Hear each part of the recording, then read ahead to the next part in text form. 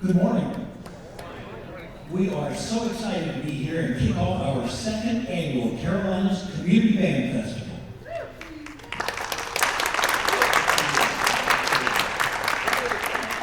I'm Johnny Holland. I'm manager of WATG Radio in Mount Gilead, a music minister at Trinity United Methodist Church in Troy, and I'm a member of the Stanley County Concert Band, and it's my great honor to help guide us through today's festival.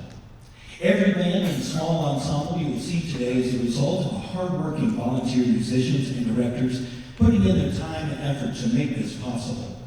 We represent a wide range of ages, from grade school to musicians in their 90s, demonstrating that music is a lifelong passion. Our host, Piedmont Community Band, would like to take this opportunity to thank our sponsors for making this event possible. This project is supported in part by the North Carolina Arts Council, a division of the Department of Natural and Cultural Resources, and the Cabarrus Arts Council. We would like to thank our first chair sponsors and Piedmont Community Band members, Dr. Richard and Mary Ellen Williams, and also Piedmont Band co-founder Nancy Sloop, for their very generous donations that made this festival possible. We would also like to extend a special thank you to second chair sponsor, Partners in Performance, LLC, who are a wellness and performance healthcare consultant for the performing artist. Also a big thank you to third chair sponsors, Charlotte Band Instrument Service, providing quality instrument repairs and rentals, and Humana Insurance, representing all of your health insurance needs.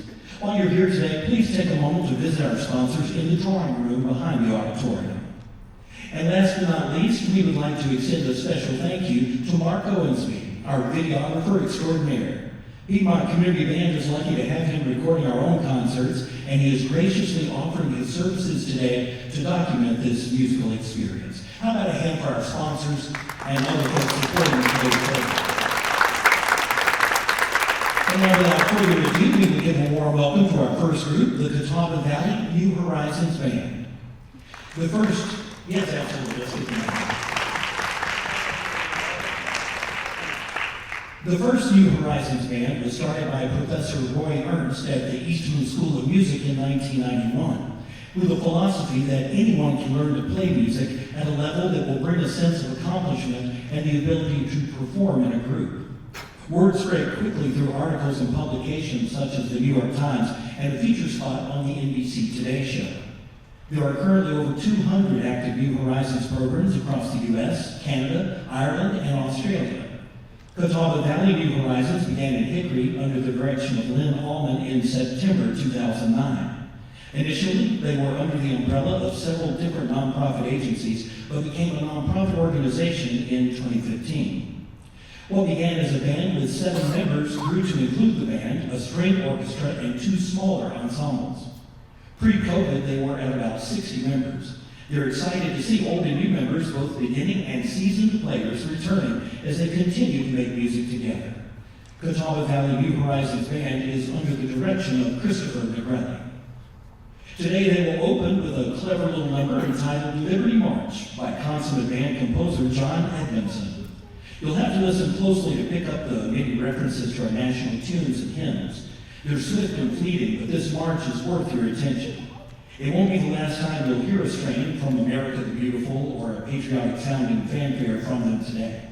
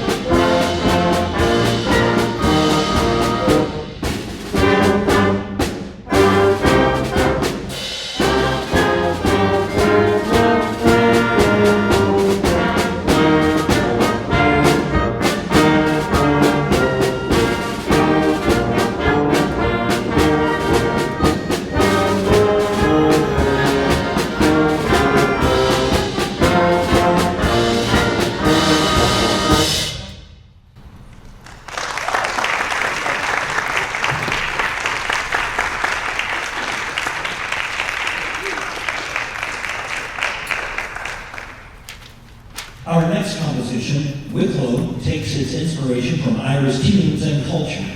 The composer, Laura Estes, shares the following program note. A few years ago, my husband and I traveled to the Republic of Ireland to visit our daughter and her family, who were experiencing a 3-year adventure living in Dublin. Stopping me in my tracks was the view from their apartment. You could see both the majestic Wicklow Mountains to the west and the sun-dappled Irish Sea to the east. I was hooked.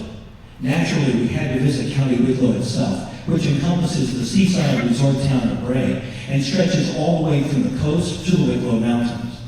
Deep in the mysterious mountains is the source of the famous River Liffey that ends up winding its way through Dublin, and along the spine of the mountains is the old military road, constructed by the British over 200 years ago in an attempt to quell the rebellion. But if you listen carefully, perhaps you can still hear the echoes of 1798.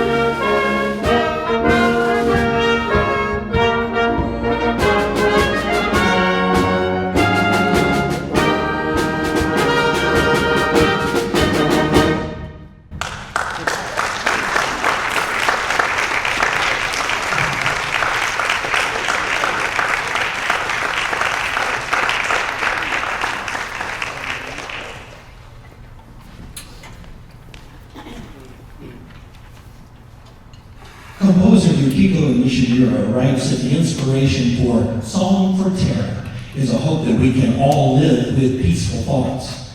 Born and raised in Japan, she counts noted band composers Alfred Reed and Richard Danielpour among her mentors and teachers. A talented pianist, she has an affinity for jazz music, and the extended harmonies of jazz find their way into her work, even if the jazz idiom does not. She's working in the United States, especially working to collaborate as a film composer.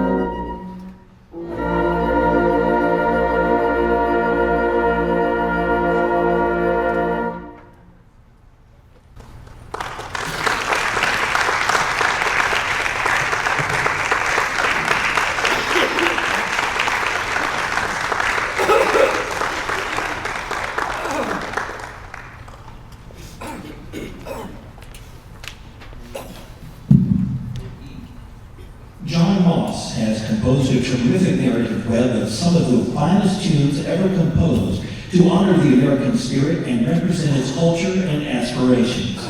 From the nobility of America the Beautiful, or Columbia, the gem of the ocean, to the spirited jauntiness of Yankee Doodle, there's something for everyone in this masterful medley titled American Visions.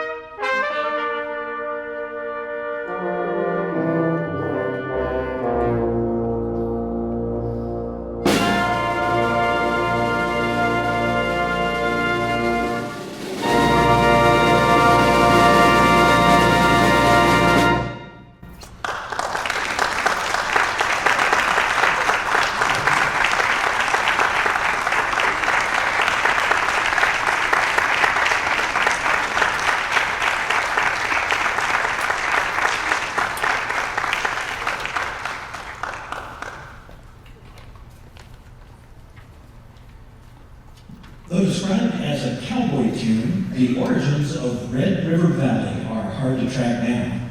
With signs of roots in Wisconsin, much like its ranger here, Pierre LaPlante, it has also been spotted across the Canadian frontier.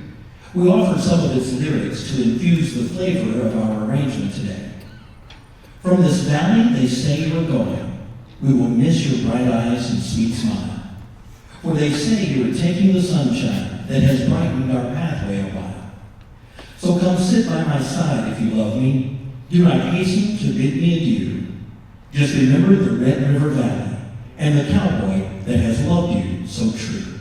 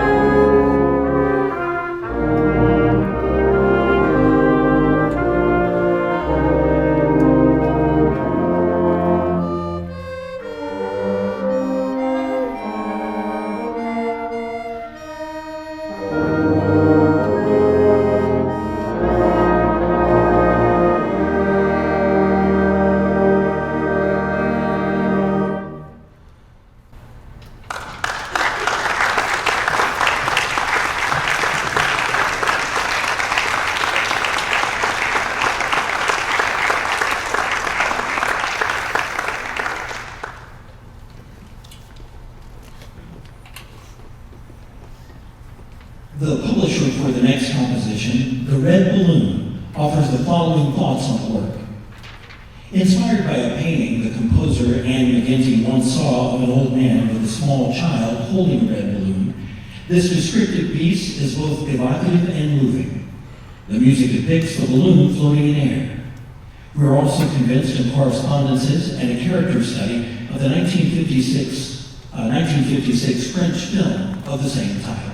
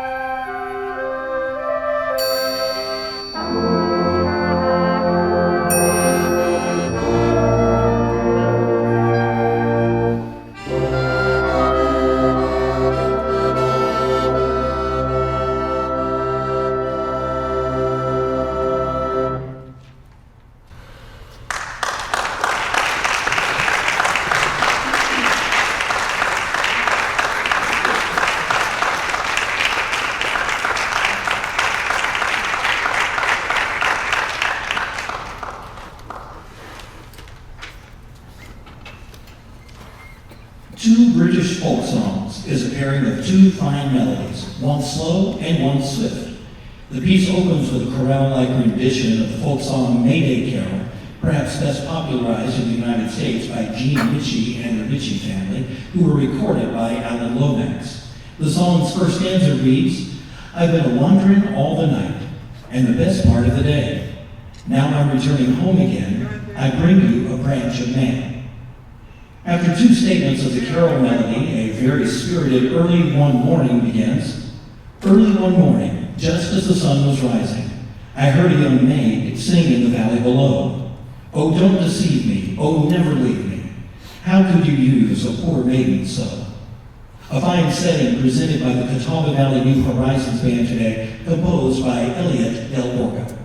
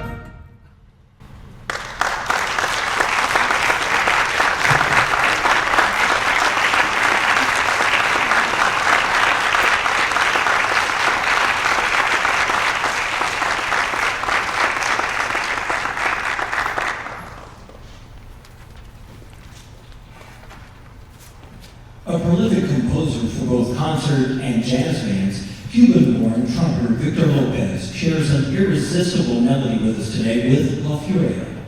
Lopez is formerly lead trumpet for Miami Sound Machine, and he enjoyed a long career, first as a middle school band director and then a highly respected administrator.